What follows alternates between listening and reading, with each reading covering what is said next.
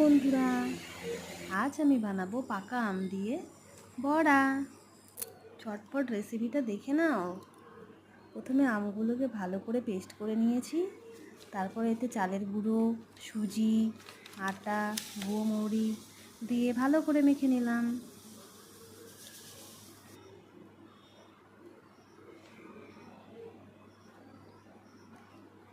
তোমরাও বাড়িতে তৈরি করো কিন্তু রেসিপিটা দারুণ খেতে। অবশ্যই রেসিপিটা তৈরি করবেন সবাই।